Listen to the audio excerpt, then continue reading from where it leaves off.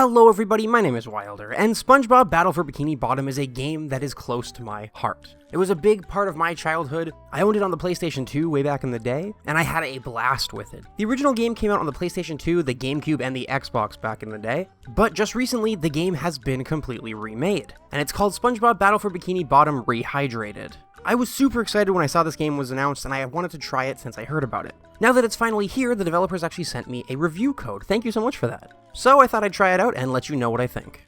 SpongeBob Battle for Bikini Bottom Rehydrated released in North America for all consoles on June 23rd, 2020. This game is a 3D platformer / collectathon, if you will. In this game, Plankton has developed a machine called the Duplicatatron 3000. He uses this machine to create an army of robots in order to steal the Krabby Patty formula. In classic SpongeBob fashion, this machine was made, for some reason, with a don't obey switch. The robots were made with the don't obey switch on, and they all turn on Plankton, kick him out of the chum bucket, and wreak havoc across Bikini Bottom. So one of your goals in this game is to collect. It's a collectathon. You have to collect golden spatulas. These are kind of like your stars in Super Mario 64. There's 100 of them throughout the game, and you use them to unlock different levels in the hub world. You can also collect Patrick's socks and trade them to him once you have enough, and he'll give you golden spatulas. And then there are shinies, which acts as your coins or currency in this game. You use shinies to unlock certain doors and levels, or to pay Mr. Krabs for golden spatulas. You have to collect all of this stuff all while beating up robots in combat to save Bikini Bottom. Collecting in this game and in collectathons as a whole is super fun. You always feel super rewarded for going off the path and exploring, and you also feel super rewarded for completing puzzles because you're always given one of the collectibles. Now there are 3 characters to play in this game. You have SpongeBob, Patrick, and Sandy. They all come with their own different unique abilities to solve different puzzles and to change how you approach combat. SpongeBob has your standard roundhouse melee attack. He has a ground pound ability to hit switches on the ground.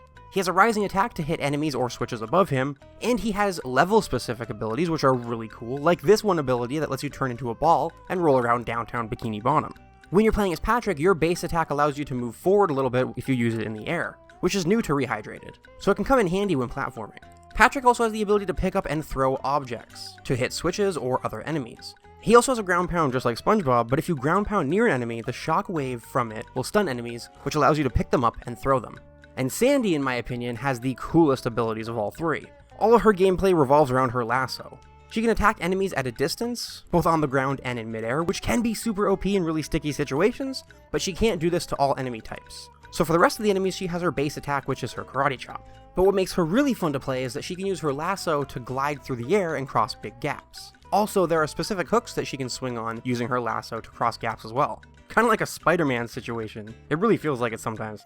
So fighting in this game, it definitely takes a bit of getting used to, especially because all 3 characters fight in different ways. Since SpongeBob has a roundhouse attack, you kind of have to wait a second for him to actually get to the enemy, which can leave you open for a second. Patrick can only really attack in front of him. It definitely takes a bit of getting used to. I had the most problems at the beginning of the game when I was learning it, but after that, after getting used to it, I didn't really have any problems almost at all. The combat itself is nothing too difficult once you've actually got it down, and once you've learned all the enemy attack patterns. The same can kind of be said for platforming. So this game is a platformer, but it's a remake of an old platformer, so this is where I thought the game would really show its age. But it kinda didn't. While this game isn't super polished, and its platforming is definitely not super polished, it's also not bad. It works for this game and the way that the levels are set up. There's never any platforming that's super demanding of you. Plus, playing as Sandy just kinda makes the platforming a little bit of a joke, but it also makes it a lot more fun too. This isn't to say the platforming is perfect, even with Sandy. Not at all. Like I said, it's not super polished at all. There are still some unfair situations you get into in platforming, but nothing that really ever made me upset, or not want to go through that part of the level again. But the controls and the movement of all the characters feel really good, and the abilities are super responsive as well, especially when you have to glide or swing on hooks with Sandy. But most importantly, for a platformer, especially 3D platformers, the control you have of all 3 characters in midair is super responsive. That is a must for platformers, especially for a game like this. Just like the combat, the platforming isn't that difficult. It does take getting used to, again, but even if you have problems during combat or during platforming, it's not too much of an issue, because this game, from its battles to its jumping around levels to completing puzzles, there is not much difficulty at all. This game is extremely easy, especially in the more linear levels, because they're sure to give you a lot of checkpoints when you're going through those. While some of the checkpoints can be far and few in between, again, it's nothing really unfair from what I've played through, especially because you're not going to be dying a whole lot.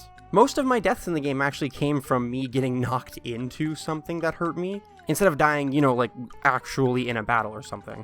The only really big challenge in this game, other than finding all the hidden collectibles, were the bosses. The bosses in this game are really cool, and they can be super tough. They require you to learn attack patterns, and to learn when they're vulnerable and when you can go into attack.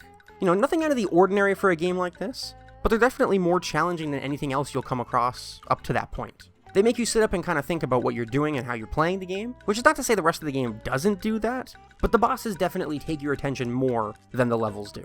And while on the topic of gameplay, let's talk about multiplayer for a second. There is a brand new multiplayer mode in this remake. It's a horde mode. You can either play in couch co-op or online. There are a ton of playable characters to pick from, such as Squidward, Gary, Mr. Krabs, even Roboplankton. It has a top-down view, and in the game, you and a friend can travel to different islands, beating up waves of enemies. Now, this multiplayer mode, it's fun. It plays well. I had a lot of fun with it. However, the game mode itself is way too long. It took us 50 minutes to beat the multiplayer mode.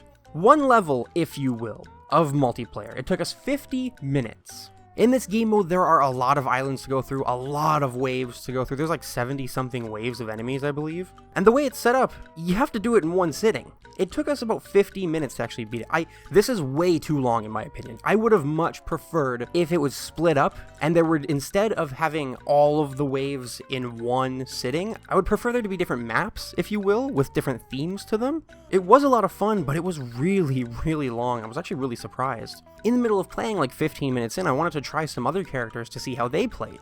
But then 45 minutes in, I was like, you know what, it's not really worth it. This is super long. I really don't want to sit here for another hour just to try another character. I mean, this is going to be a really good game mode for kids playing couch co-op with their friends or their siblings, especially since there's no real penalty for dying. You just respawn next to your partner, and if you both die during a wave, the wave just resets. It's a super forgiving multiplayer mode. Like I said, it'll be really good for kids playing couch co-op, but this game mode itself is nothing really special. In my opinion, it's the weakest part of the remake. It's cool that they added it. It's cool to see a multiplayer mode, and more content is always appreciated. But this is, like I said, definitely the weakest part of the remake. But let's focus on the game as a whole for a second. Something that makes this game really stand out, from the world itself to the bosses, is the charm, the characters, and the humor. Fans of the SpongeBob show will love this game. There are lots of familiar characters and areas to see and meet. The SpongeBob humor is spot on, especially from a lot of the earlier episodes back in the day. Some of the jokes in the game actually had me genuinely laughing. This game oozes charm, from the quick chats you have with other characters to the ideas taken from the show and implemented into fun mechanics. Like the fact that you can go bungee jumping using fish hooks. I remember the episode this is based on. It makes me happy to see. It makes me happy that so much care and effort was put into this love letter to fans back in the day. And the fact that it was remade with these beautiful upgraded visuals, while also being a true spot-on remake, like an actual remake, and that it includes cut content like certain bosses, Rehydrated managed to do something I always get super worried about when it comes to these remakes. And that is that they made a game that surpassed the original in just about every way. Some remakes have a lot of trouble doing this, but Rehydrated had no problem. If you loved this game as a kid, you will love this remake. It is the same game that you know and love, but better, upgraded, rehydrated, if you will. This game is a ton of fun, it's a great time. I would 100% recommend this game if it looks like something you might enjoy, because it's just all around a good time. The most important thing about games, especially in reviews, is that they're fun. And this game is a lot of fun. It's super enjoyable. But that's going to be all from me today. Have you gotten this game? Are you interested in getting it? Let me know in those comments down below. Don't forget to leave a like if you enjoyed this video. All links are down in the description along with the names of my wonderful, amazing patrons. A big thank you once again to the developers for sending me a code for this game. Thank you all so much for watching. As always, I will see you in the next one.